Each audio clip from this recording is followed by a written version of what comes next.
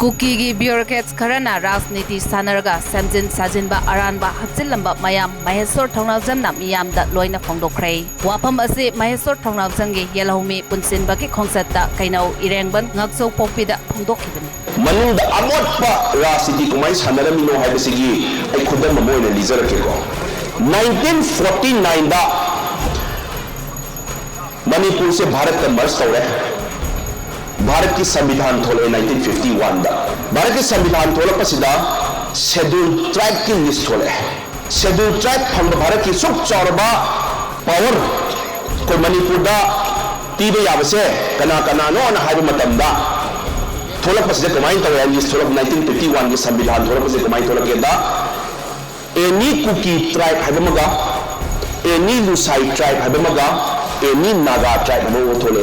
अहुम थोले अदुदा अहुम सुबगी नागा ट्राइब सिदी इचिना इंडिजिनियसली मखोइने एसटी फंगबा मरम फजरा चाय मखोइदी फंगबा याय मखोइदी मरम चाय हाइतारे मखोइने थागलपदा फंग एक संविधान थोलपदा नागा ट्राइब ना एसटी लीग्स फंगबा सिदी मरम चाय बसिदी याम रीजनेबल ओय अदो नागागी सिमा वाली लेजगरे वो मरम चारे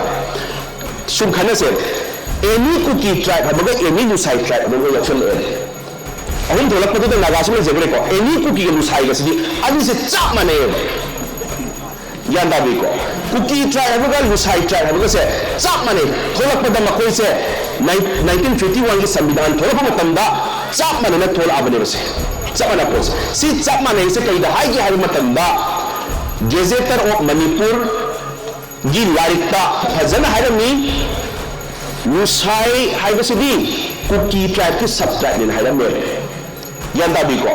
लुसाई सिगा कुकी सिगा चाप माने हाइबसे अदुगी लारिक तो हाइरमे एलेक्जेंडर मैकेंजी की लारिक तसु कुकी का लुसाई से चाप माने हाइबसे वेर सेम बीइंग सिनोनिमस हाइरमे अदुगी चाप मानरिबो पोटो एसटी की लिस्ट थोलको मतंदा any Kuki tribe and any Lushai tribe हाइदम थोकते हाचलमिनी सिकैदो हाचलमिनो मा चमजलप यानबे नथ्रो फिदम मालबे प्लेटफॉर्म थमनिबे नथ्रो 1955 अदुदगी 1951 की वाले थोलकरे को हम से थोलए मरम चादरे अनि से मरम चादरे बम तोगरे हाउ पने सोरमनी अदु मतुंदा सही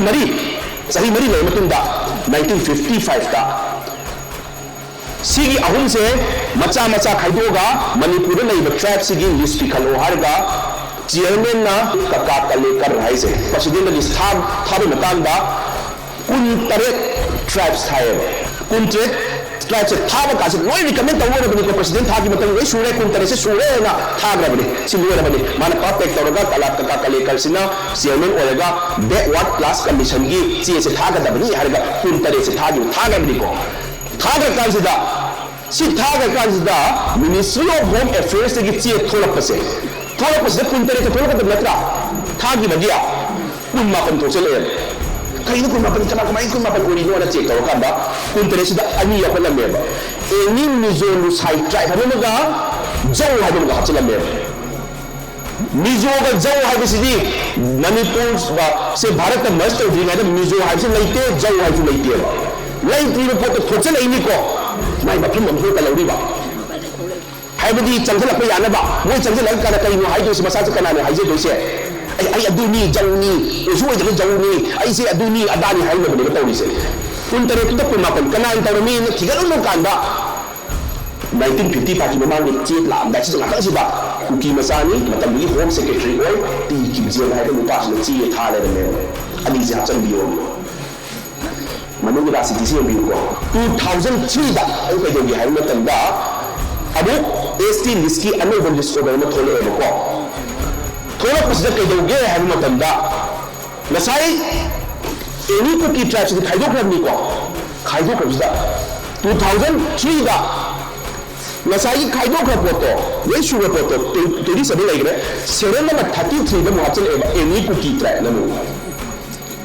सिने काम करने में होगे है नसाई की गिजेन है होम सेक्रेटरी को पादो अभी मनाउ पाके गिजेन है से मतलब दा 2001 2 साइज दा कोई गवर्नर की एडवाइजर नहीं है प्रेसिडेंट को लाको मतलब मान मतंग की गवर्नर की एडवाइजर को है मतंग दा चांस ला होगा मान चीज दा उठा दी बनेबा अभी के दौरे अरान दा पोत को तरिसे अभी के दौरे सेरेन नंबर 33 दा अब एनी कुकी ट्राइब से हचल ले 2003 दा सागरे adagi yam latest narang na handi po na hajo kin 2012 tabu kai dong ge ba 30 kunchang do lai ga bani ko thadong tabi ko uki ma thadong tare ko 1950 Ministry of Law da che tholakpada thadong sigi subscribe se kuncha lai 30 lai adugi thadong gi serial number 18 sida mate habse thadong gi manung dum yauja ko ne thadong gi manung dum yauja ko ne mate haise adu ke de 2012 garang angi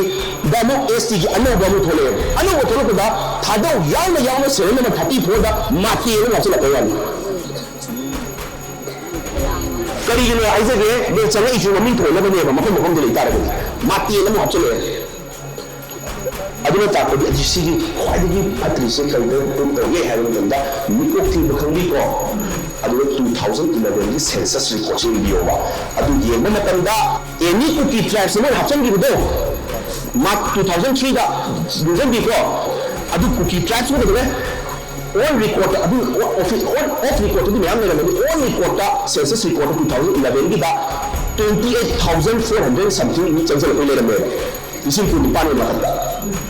adagi mati gi so isin ku di ma ta changsel bagi on record le le sai gi loi ma atagi ma ta ku da si mu ha chani ni ko adun ta bagi manu de ye ma si da sti le tro chumi ko ra city ni se mayam na ra city haraga buat khomba adagi di kwa chana ba yu thakuna ba khalle ba राजनीति अखोने permanent solution P से हारगदी अचुम बगी दम को अखोगी येलोमी ma'am की एक own ओथो से हारगदी constitution story बको ओथो से हारगदी permanent solution mama होने पामे लिसान से सोल्यूशन दो पी से हारगदी पॉलिटिकल सोल्यूशन न तो उपाय नहीं है जब से सान अदु मनुंग तो नि म्याम से योने अदुना सिगी वारी एन मचा नो यि से करी नो हाबे मतंदा लान ना पाम से हम सिन ले सिदा कोइना हाइदबा हाइद उंगोनी सुदुम यारगदी उरगा ngang du kari no हाइद मतंदा अदु हाइरगा अदु दाउ द vote phangoi अदु हाइरगा अदु दाउ the vote phangoi ni nu sawrakani akoi party da support tawoi अदु yang khangoi hairagadi अदु vote phangoi haidi na to akoi asi matang sida अदु उंगो ya matam natte heba अदु sum timin legiba अदु sum laudaba अदु sum hayodaba mathang sum timin legiba अदु ne inji wari se अदु ने बुरी lip के अंदर रिफ्यूजी हो लगी तो ले चा से लो से करी फिगम द लेरी बनो हाय बसे मयाम को शनो न हमनरी इमा इबेन सिंह तुम बचा बखंद लेरी बसे करम कांद तुम बचा बखंद नो हाबी वांग हमनरी रिलिप के अंदर लेरी बा इरें चा सिंह से मयुम द करम कान हंजम द नो चा की बलम तुम करम कान हंजम द नो हाय बगी को आवांग हमनरी मणिपुर इमा लेबाक से करम कान साफा द नो हाय बगी वहां से ले हमनरी मयाम लेजा मसा के फील्ड बा मसाई ngमजबा मसा की फील्ड मसा ने ngमजबा मसा की थौना पुतोक न होनरी मणिपुर काइदनबा हन्नी दो हंदी करम कान फौदुने करम कान नो सॉल्यूशन पुरकदोइसे करम कान नो कुकी टेररिस्ट से मुथतोइसे करम कान नो येलोनी मियाम सिगी चप चाब प्रोटेक्टेड ओवर राइट लेदोइसे सचिना त्रने मयाम हन्नी से दाबी रो होजिक पामी सॉल्यूशन सिनेबा सॉल्यूशन सि दानी थोक लेमा नाक्तंगी ओइबा नमधनबा तबो सॉल्यूशन अमा हाइबदी नातंग नमदरगा से ईरान से नमदरगा से निमित खरा था था लेप खरनी से जी अदुगा सी तौरगा लेप खरसी हाइबगी पामबई म तौरगा तौबा सॉल्यूशन अमा अमना निशान सेटना अखो इमाले बाक से साफरे को मणिपुर से साफरे को येलोमी म्याम से प्रोटेक्टेड ओइबा राइट लेरे को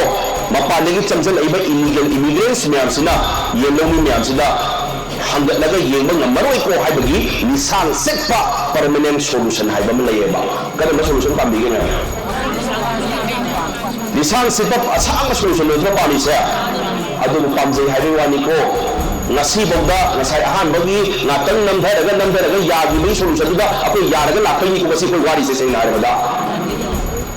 hoji sum hayo draba hoji sum lahau draba defend sum tawle raba akoi right ki damuk lahau draba last akoi isagi himalay box da lai bang moi ko last nembi ko adu nisang sida permanent solution pi se har gadi political solution da lai terma